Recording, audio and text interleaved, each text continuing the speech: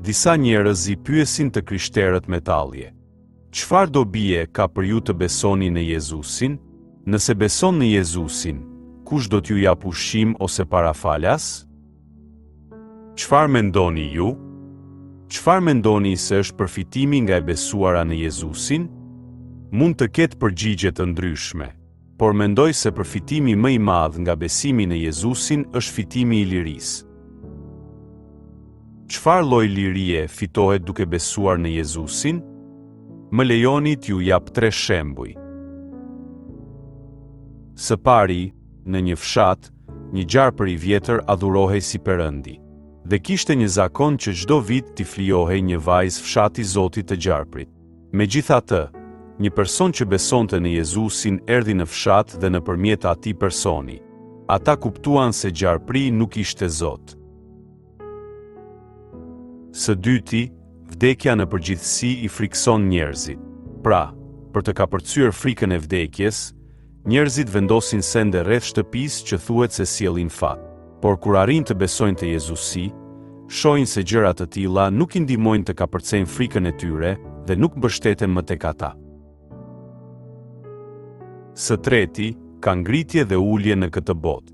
Pra, disa njerëz injorohen ose përqeshen nga ana sociale ose ekonomike.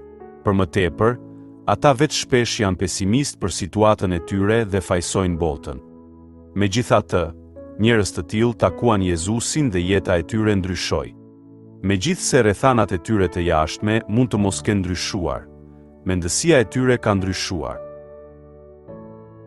Nëse lexojmë Biblën, ka plot shembuj të tillë. Izraelitët që takuan Perëndin në vendin e Egjiptit, ku ata konsideruan dhe adhuruan diellin, hënën, yjet, madje edhe kafshët si perëndi. Jezusin që mundi vdekjen dhe u ringjall, dhe ndryshimet në njerëzit që takuan Jezusin e ringjallur. Historia e njerëzve të marginalizuar si lebrozët dhe Zakeu, të cilët u ndryshuan pas takimit me Jezusin. Duke parë këta shembuj nga Bibla, liria erdhi në jetën e tyre pasi takuan Jezusin. Si mund të vijë kjo liri? Ekziston ky pasazh në një libër. Ka një histori që astronautët që kanë përjetuar hapësirën e kanë të përbashkët. Ata thonë se kushdo që ka parë ndonjëherë tokën nga hapësira, nuk do të jetë në gjendje të jetojë kurrë si më parë. Kur e shikojmë jetën njerëzore nga këndvështrimi I Zotit, sa e vogël dhe jo serioze duket ajo?